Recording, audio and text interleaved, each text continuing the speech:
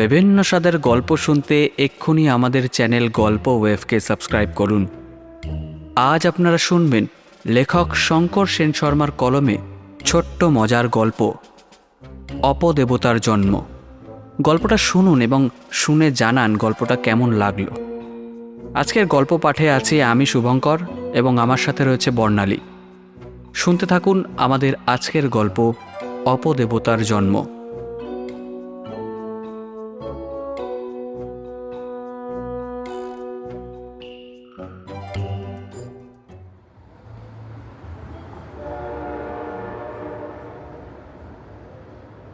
পলাশপুর স্টেশনে যখন ট্রেনটা থামল তখন মাত্র 6:30 বাজে। আজ অফিস তাড়াতাড়ি ছুটি হয়ে গিয়েছে, তাই শিয়ালদহ থেকে 5টার ট্রেনটা পেয়ে গেছিলাম। স্টেশনের বাইরে বেরিয়ে ভাবলাম এত তাড়াতাড়ি বাড়ি গিয়ে কি করব, তার থেকে বরং সুমিতের বাড়ি থেকে ঘুরে আসা যাক। সুমিত আমার ছোটোবেলার বন্ধু, স্কুল কলেজ ইউনিভার্সিটি সবেতেই একসাথেই ছিলাম। বর্তমানে কর্মসূত্রে আলাদা হলেও বন্ধুত্বতে এতটুকুও ভাটা পড়েনি। বেশ কিছুদিন ওর সাথে আড্ডা মারা হয়নি। আজ যখন তাড়াতাড়ি ফিরছি তখন ওর সাথে আড্ডা মেরে আসি। যেই ভাবা সেই কাজ। ওর বাড়ির দিকে হাঁটা লাগালাম। হাঁটতে হাঁটতে একবার আকাশের দিকে তাকালাম। দেখলাম ঈশান কোণে কালো মেঘ জমা হয়েছে, বৃষ্টি হবে বোধহয়। তা হোক, নভেম্বরের শুরু, কিন্তু এখনও ঠান্ডার লেশমাত্র নেই।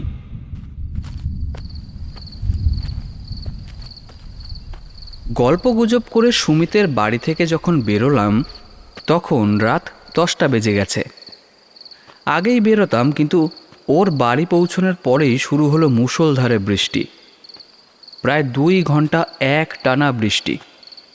অগত্যা ওর বাড়িতেই বসে থাকতে হলো প্রায় 10টা পর্যন্ত। আমার বাড়ি থেকে সুমিতের বাড়ির দূরত্ব প্রায় 1.5 স্টপেজ। বাস তো দূরে থাক, রাস্তায় অটো টোটো কিছুই পেলাম না। কয়েক পা হাঁটার পর উল্টো দিক থেকে একটা রিক্সা আসতে দেখলাম, কিন্তু সে এমন আকাশ ছোঁয়া ভাড়া চাইল যে রিক্সায় ওঠার বাসনা সব চুকে গেল। ওইটুকু যাবে বলে কিনা 200 টাকা লাগবে। বাধ্য হয়ে হাঁটা শুরু করলাম। জলমগ্ন রাস্তা পুরো নির্জন, একটা কুকুর বেড়াল পর্যন্ত চোখে পড়ছে না। নভেম্বরের শুরু, শীত এখনও একেবারেই পড়েনি, কিন্তু আজ এই অসময়ের বৃষ্টি এক ধাক্কায় তাপমাত্রা অনেকটাই কমিয়ে দিয়েছে। তার উপর মাঝে মাঝে বইতে থাকা ঝোড়ো হাওয়া জামার ভেতর দিয়ে হাড় পর্যন্ত কাঁপিয়ে দিচ্ছে। কেন যে আজ সুমিতের বাড়ি গেলাম, নিজের উপরেই রাগ হতে লাগলো।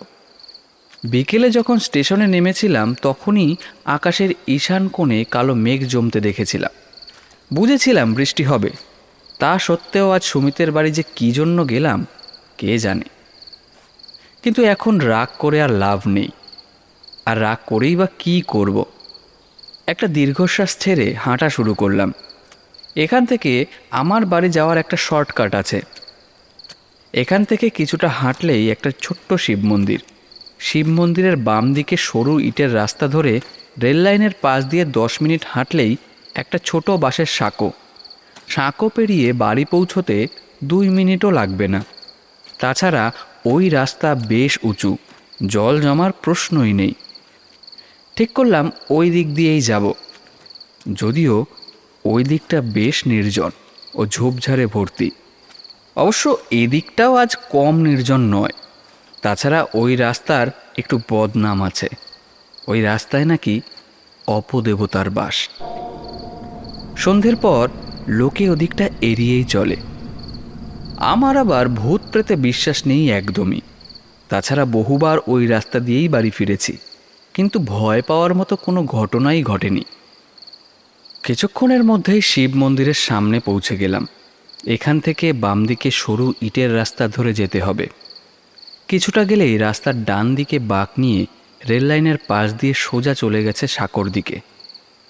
বাঁকের মুখে দাঁড়িয়ে পেছন দিকে তাকালে কিছুটা দূরে আমাদের পলাশপুর রেল স্টেশন। দিনের বেলা অনেকেই স্টেশনে যাওয়ার জন্য এই পথে এসে রেললাইন ধরে স্টেশনে চলে যায়।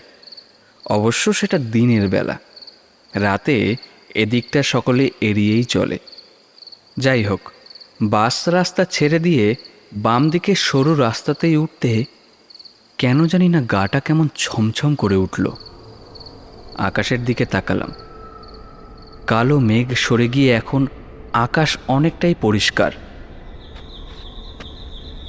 মরা চাঁদের আলো ঝোপঝাড়ে ঘেরা এই নির্জন রাস্তার চারিদিক কেমন যেন ভয়াল রহস্যময় পরিবেশ সৃষ্টি করেছে। মনের ভয়টাকে পাত্তা না দিয়ে হাঁটতে শুরু করলাম। কিছুটা হাঁটার পর ডান দিকে মোড় নিতেই গাটা আরও ছমছম করে উঠল।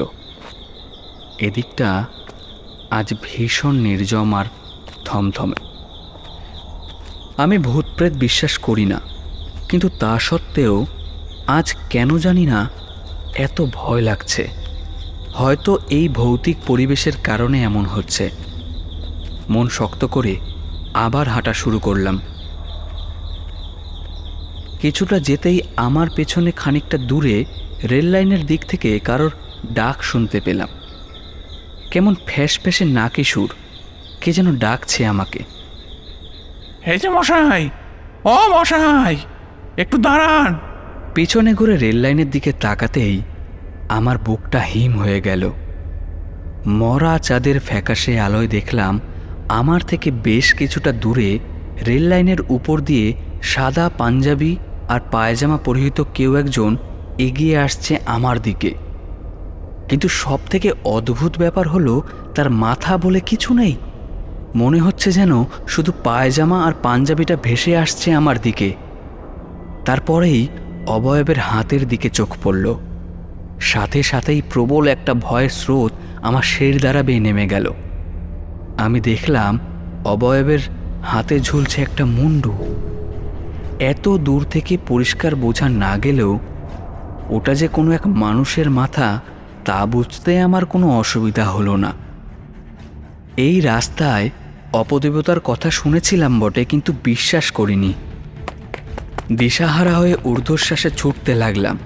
পেছন থেকে সেই ফ্যাসফ্যাসে গলা আবারও ভেসে এলো, ও মশাই, দাঁড়ান, দাঁড়ান না। ছুটতে ছুটতে দিদিমার বলা একটা কথা মনে পড়ল। ছোটবেলায় দিদিমা একবার বলেছিলেন, শরীরে কোনো কাপড় না থাকলে অপদেবতা ছুঁতে পারে না। সাথে সাথে দাঁড়িয়ে পড়লাম। পিছন ফিরে দেখলাম সেই অবয়ব তখনও ছুটে আসছে আমার দিকে। দাঁড়িয়ে তাড়াতাড়ি জামা কাপড় জুতো সমস্ত কিছু খুলে সম্পূর্ণ নগ্ন হয়ে গেলাম। জামা কাপড় ফেলে একবার ঘাড় ঘুরিয়ে দেখলাম মূর্তিটা রেললাইন ছেড়ে রাস্তায় উঠে এসেছে। আমার থেকে তার দূরত্ব খুব বেশি হলে 30 মিটার হবে। আবার ছুটতে শুরু করলাম উদ্ভ্রান্তের মতো। একটু দূরেই বাঁশের সাঁকো দেখা যাচ্ছে। আরও জোরে ছুটতে লাগলাম। তখনই পেছন থেকে প্রবল আর্তচিৎকার ভেসে এলো। কেউ যেন প্রবল ভয়ে চিৎকার করে উঠল, কিন্তু আমার তখন সেদিকে তাকানোর সময় নেই। ঊর্ধ্বশ্বাসে ছুটে সাঁকোতে উঠে পড়ে পেছনের দিকে তাকালাম। না, কেউ নেই। ওই অপদেবতা চলে গেছে। কিভাবে যে বাড়ি পৌঁছালাম জানি না। ভয় কেটে গিয়ে তখন একরাশ লজ্জা ভর করেছে। তখন ভাগ্য ভালো, পাড়ায় ঢুকে দেখলাম কারেন্ট নেই, লোডশেডিং। জীবনে প্রথমবার লোডশেডিং দেখে প্রফুল্ল হয়ে উঠলাম। কিন্তু বাড়ি ঢুকবো কিভাবে? মা এই অবস্থায় দেখলে তো ভীষণ আতঙ্কিত হয়ে পড়বে। অবশ্য বাড়ির পেছনে পাঁচিল টপকে ঢুকে খিড়কির দরজা খুলে নিজের ঘরে চলে গেলে কেউ টের পাবে না।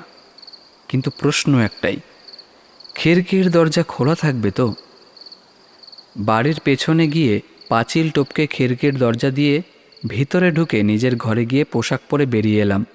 ভাগ্য ভালো, খিড়কির দরজা খোলাই ছিল। মা তো আমাকে দেখে অবাক, দরজা বন্ধ, কিন্তু আমি বাড়িতে ঢুকলাম কিভাবে? পরদিন ঘুম ভাঙল মোক্ষদা মাসির উত্তেজিত গলায়। মোক্ষদা মাসি আমাদের বাড়িতে কাজ করে। দেয়ালে ঝোলানো ঘড়ির দিকে তাকিয়ে দেখলাম সকাল 7টা বাজে। আজ শনিবার, অফিস ছুটি। কাল রাতে শুয়ে শুয়ে গত রাতের কথা ভাবতে ভাবতে কখন যে ঘুমিয়ে পড়েছিলাম কে জানে। কিন্তু সকালবেলা এই উজ্জ্বল সকালে অন্ধকারের সাথে ভয়টাও দূর হয়ে গেছে। বিছানা ছেড়ে উঠে দরজা খুলে বারান্দায় বেরিয়ে এলাম। দেখি মা চেয়ারে বসে আছে, আর মায়ের সামনে একটা মোড়ায় বসে উত্তেজিত স্বরে মোক্ষদা মাসি বলছে, দিদি, কি আর বলবো গো, কি অলক্ষণে কাণ্ড। কাল সীমা বৌদির জামাই, ওই যে পুনুর বর গো, গত বৈশাখে যার বিয়ে হলো, তো জামাই তো কাল অনেক রাতে স্টেশনে নেমে লাইন ধরে হেঁটে আসছিল। ওই রাস্তা দিয়ে রাতে আসতে সবাই মানা করেছিল, কিন্তু কলকাতার ছেলে ও যে ভূত প্রেত মানে না। কাল শর্টকাটে আসবে বলে ওই রাস্তা ধরেছিল। এর আগে একবারই এই রাস্তায় এসেছিল সে। ওই রাস্তা তো ভালো চেনে না, তাই ভেবেছিল কাউকে জিজ্ঞাসা করে নেবে, কিন্তু রেতে ওইখানে মানুষ আর কোথায় পাবে। তো লাইন ধরে আস্তে আস্তে দেখে কি ওই রাস্তায় আর একটা লোক রাস্তা ধরে হেঁটে যাচ্ছে। তো জামাই ভেবেছিল ওই লোকটিকেই জিজ্ঞেস করে নেবে, কিন্তু কি বলবো দিদি, জামাই তো লোকটাকে ডাকলো চিৎকার করে, কিন্তু লোকটা কোনো উত্তর না দিয়েই চলতে লাগলো। কি জোরে চলছে লোকটা, যেন দৌড়চ্ছে। তো জামাই ও লোকটিকে ডাকতে ডাকতে পিছনে পিছনে ছুটতে লাগলো। শেষে বাঁশের সাঁকোর কাছে পৌঁছে দেখে কি ওটা কোনো মানুষ নয় গো দিদি।